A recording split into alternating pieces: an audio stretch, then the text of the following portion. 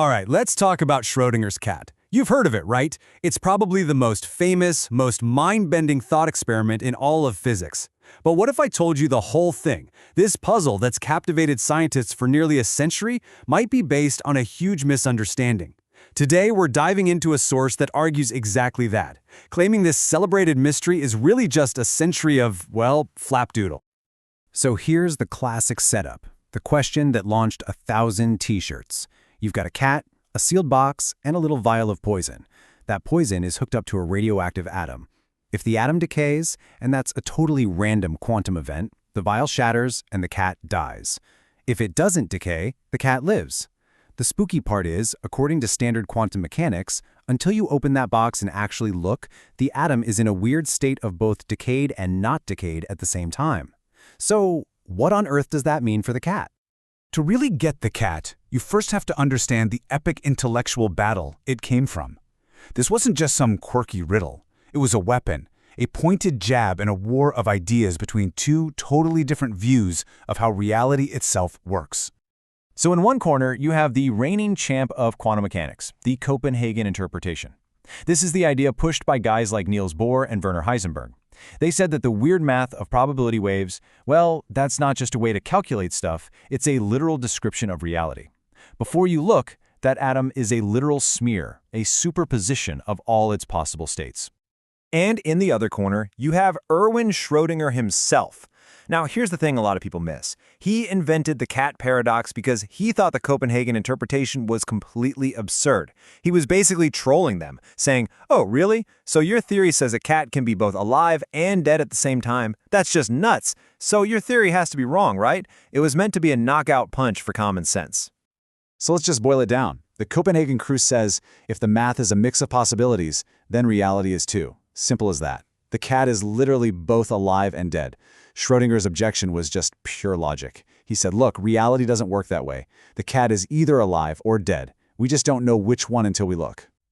But here's the crazy part. Schrödinger lost. The weird, counterintuitive, seemingly illogical idea, it won. It's still the standard way quantum mechanics is taught today. And according to our source author, this is exactly the problem. He says that in physics, quote, illogic still rules the nest. And this really sets the stage for his entire critique. Okay, so if this strange theory won, what's the big deal? Well, according to the author, the problem is that it isn't really a theory of physics at all. He calls it a fairy tale, something invented to cover up a gigantic hole in our understanding. And this really gets to the heart of it. The author claims that, yeah, the math is great at predicting probabilities, but it doesn't describe any real physical process. There are no gears turning, no explanation for how the universe actually goes from that blurry smear of possibilities to one single concrete outcome. It's like having a recipe that says you will get a cake, but doesn't mention an oven, flour, or mixing. You see, the theory says our act of observation is what forces reality to make a choice. But what is observation physically? How does just looking at something change it? The author argues that without a physical explanation for that, the so-called mechanism is, as he puts it, just a piece of magic. And the critique cuts even deeper. I mean, okay, let's just pretend for a second that observation causes this collapse of possibilities. The theory gives us zero explanation for why it collapses one way and not the other.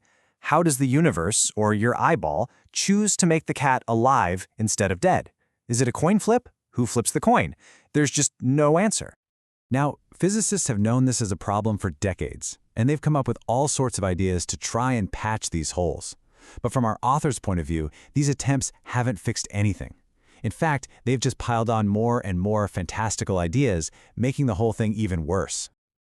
The most famous patch is probably the many worlds idea. This says that every possible outcome does happen, just in a new parallel universe that splits off at that moment. So there's a universe where the cat lives and one where it dies. The author's take on this? It solves nothing and just adds, in his words, more science fiction to the story. Today, the modern buzzword for this whole collapse process is decoherence. It's a term that describes how a quantum system interacts with the big world around it and settles into one state. But our author argues that this isn't an explanation at all. It's just a fancy new name for the same old magic trick. And that's exactly his point. He calls decoherence a prime example of new words posing as meaning while having no meaning. It sounds impressive, right? But it just tells you that the system settles down. It gives you no physical reason for how or why it does it. It's a label, not an answer.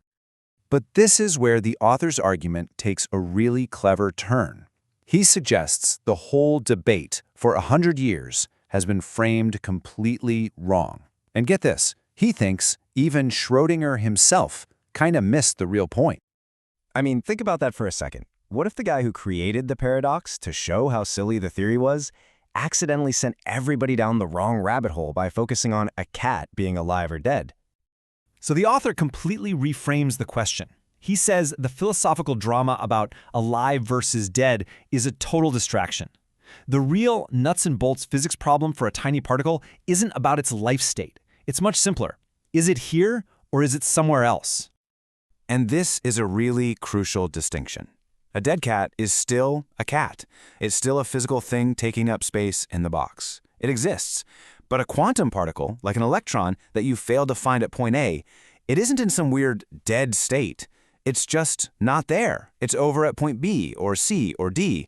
It's a simple question of location, not a question of existence. So, after pretty much tearing down a century of quantum interpretation, does the author actually have a better idea? Well, he claims the logical, mechanical solution to all these paradoxes has been hiding in plain sight this whole time. And here it is. The proposed answer is almost shockingly simple. The particles are spinning. That's it.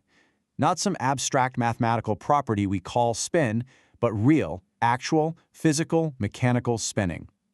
He argues that if you model particles as tiny spinning spheres, their location is never a probability. It's predictable based on their motion. All the quantum weirdness just melts away. No magic needed.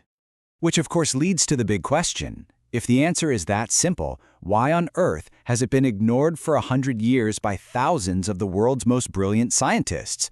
The author's answer is pretty controversial. According to this source, the resistance wasn't scientific, it was institutional. A simple mechanical model would basically invalidate huge chunks of the complex, abstract math that modern physics is built on.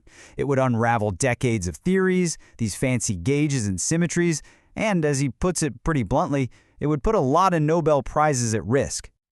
And that brings us to the author's final provocative verdict on this whole business. He doesn't see the Schrödinger's cat debate as some profound mystery of the cosmos. He sees it as a completely manufactured problem. And there you have it. His conclusion is that this famous paradox is nothing more than a tempest in a teapot, an academic puzzle that got spun out into a century of flapdoodle and major prizes. It's a powerful, cynical final thought that really leaves you wondering, is one of physics' greatest mysteries a genuine window into reality, or is it just a story we got very good at telling ourselves?